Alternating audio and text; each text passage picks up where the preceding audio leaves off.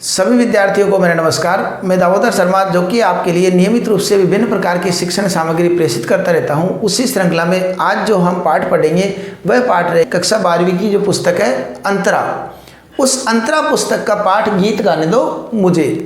तो इस पाठ का आज हम अध्ययन करेंगे और हमेशा की तरह पाठ पढ़े उसके पूर्व इस पाठ के जो कवि है सूर्यकांत त्रिपाठी जी, उनके जीवन के बारे में हम संक्षिप्त परिचय जान लेते हैं। श्री निराला इनका उपनाम है और सूर्यकांत त्रिपाठी जी के जीवन में कई संघर्ष आए और ऐसा नहीं है संघर्ष बाद में जाके आए हो, बचपन से इनके जीवन में कई संघर्षों का सामना इनको करना पड़ा। छोटी अवस्था में जब छोटे ही थे इनकी माँ का निधन हो गया।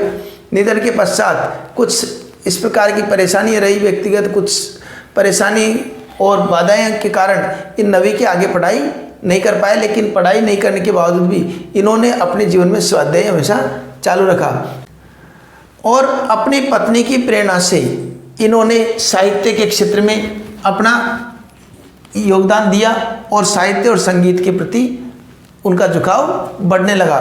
और इसके साथ साथ उस जो जिसकी प्रेरणा थी उनकी पत्नी, उन पत्नी का निधन 1918 में हो गया। पत्नी के निधन के पश्चात इनके परिवार के चाचा ताऊ पिता सब जो सदस्य थे उन सबका धीरे धीरे सबका निधन हो गया। निराला जी अकेले, कोई संबल नहीं, कोई सहारा नहीं और समाज के जो लोगों को देखते हैं तो हर कोई ठगने के लिए, शोषक वर्ग उसका शोषण करने के लिए तैयार बैठे थे। कोई विश्वास का आदमी इनको नहीं मिला। सब एक तरीके से लगा कि इनको धोखा देने के लिए तैयार बैठे थे। तो उन संघर्षों का सामना करते हुए भी इन्होंने हार नहीं मानी। ऐसे महानतम निराला जी का जन्म सन 1898 ईस्वी में हुआ तथा इनका निधन 1961 ईस्वी में हुआ। रचनाओं की दृष्टि से देखें तो रचनाओं में इन्होंने कई श्रेष्ठ रचनाएं लिखी, जिनमें जूही की कली इनकी प्रसिद्ध रचना रही है और जो कि 1916 में प्रकाशित हुई। इसके अलावा परिमल, गीतिका, राम की शक्ति पूजा और कुकुरमुत्ता, अनामिका, अणिमा, नए पत्ते, तुलसीदास, इस प्रकार की रचनाएं भी इन्होंने रची है। इसके अलावा मुक्त छंद के एक तरह से बहुत अच्छे जनक ये कहे जा सकते हैं। मुक्त छंद में इन्होंने रचनाएं लिखी, प्रारंभ किया और इसलिए आज भी इनकी रचनाएं काफ़ी प्रसिद्ध है। तो आइए अब इस पाठ का अध्ययन करते हैं। जैसा कि कवि परिचय में हमने बताया कि जीवन में इन्होंने अनेक संघर्षों का सामना किया, कई परिस्थितियां आई, कई प्रकार के जो यहाँ पर अत्याचार करने वाले शासक या जो अन्य जो शोषक वर्ग है, शोषक होता है जो शोषण करने वाला और शोषित होता है जिसका शोषण किया गया हो। तो ऐसे लोगों का अत्याचार जब इन्होंने सहन किया, कई प्रकार की पीड़ा इनको हुई, वेदना हुई, उन वेदनाओं को इन्होंने अपने गीत के माध्यम से प्रकट किया है। उन वेदनाओं में और ये गीत के माध्यम से जिस प्रकार प्रकट करते हैं उसको एक तरह से छायावादी शैली की श्रेणी में रखा जाता है। तो इन्होंने गीत की किस प्रकार प्रकट किया कि गीत गाने दो मुझे तो, कि मुझे तो अब गीत गाने दो, वेदना को रोकने को, अपने मन की पीड़ा, कष्ट, संकट, इन सब को भूलने के लिए, इनको रोकने के लिए मुझे गीत गाने दो। कौन कह रहे हैं? निराला जी। चोट खाकर राह चलते होश के भी होश उड़े। और जिस प्रकार जीवन में मैंने चोट खाई है, अनेक प्रकार की बाधाएं मेरे पास आई है, संकट आए हैं, चोट खाई है, हर जिस पे विश्वास किया उसी ने मुझे धोखा दिया, इस तरह की जो भावनाएं आई है, किसी पे विश्वास नहीं, ऐसी स्थिति में जो है इस प्रकार के संकटों को देख करके होश के भी होश उड़ जाए, ऐसे संकटों का सामना मैंने किया है। हाथ जो पाथे थे, हाथ अर्थात जो उसके हाथ में जो कुछ जीने का सहारा था, पाथे का मतलब सहारा, संबल, जो भी संबल था उनके पास, संबल या सहारा जो भी बोल सकते हैं, वो संबल या सहारा जो भी थे जिनके भरोसे वो जी रहे थे, उसको भी ठग ठाकुरों ने रात लूटे। उसको भी समाज के जो ठग थे, धोखेबाज थे, जो दूसरों पर अन्याय करने वाले थे, ऐसे ठग ठाकुरों ने रात में उनको भी लूट लिया। कुल मिलाकर उनको अकेला छोड़ दिया। कंठ रुकता जा रहा है, आ रहा काल देखो। और स्थिति क्या हो गई है? इस पीड़ा और वेदना के कारण उनका कंठ रुका रुका सा दिखाई दे रहा है, अर्थात बहुत दुखी हो गए हैं, कुछ बोल नहीं पा रहे हैं। ऐसी स्थिति में कंठ जैसे रोने को हो रहा है, ऐसी स्थिति उनकी हो गई, और जिधर देखो उधर काल देखो, आ रहा है काल देखो, काल का मतलब मृत्यु, जिधर देखो उधर ही धोखा।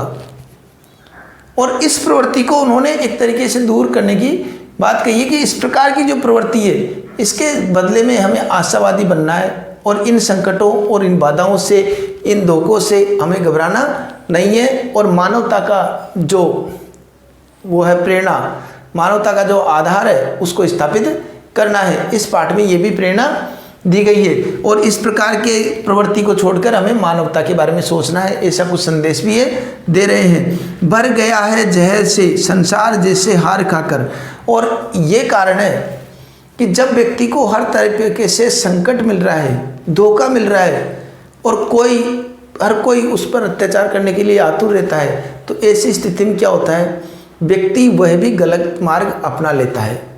वो सोचता है कि सही मार्ग पर चलने का परिणाम इतने कष्टों को भोगना है, इससे अच्छा मैं भी गलत मार्ग अपना दूँ। ऐसे लोगों से वो कहते हैं कि नहीं, आपको ये रास्ता नहीं चुनना है, क्योंकि भर गया जहर से संसार जैसे हार खाकर, क्योंकि ये संसार हार खा करके जैसे जहर से भर गया हो।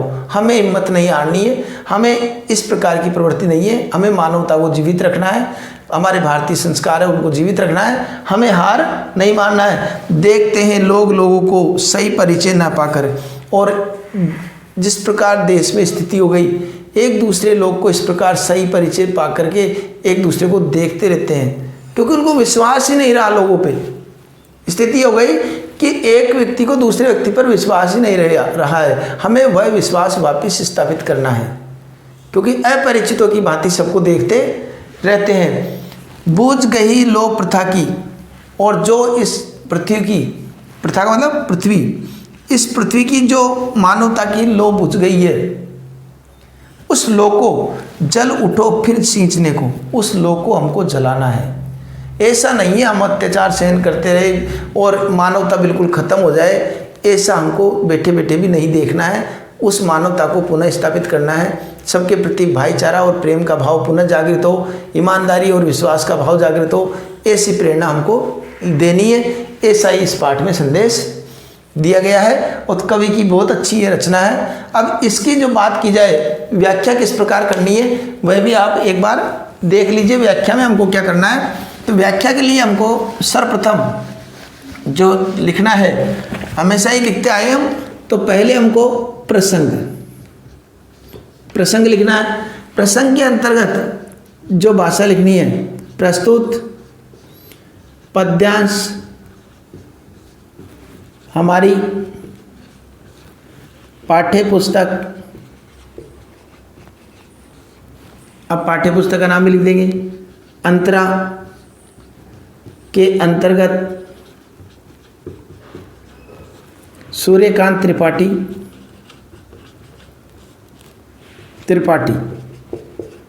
जिसको निराला भी बोलते हैं, निराला द्वारा रचित शीर्षक, अब शीर्षक क्या है, गीत गाने दो मुझे तो, शीर्षक से अवतरित है। इसमें कवि ने अपने मन की वेदना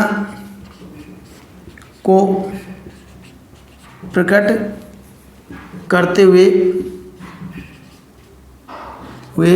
हमें मानवता स्थापित करने की प्रेरणा दी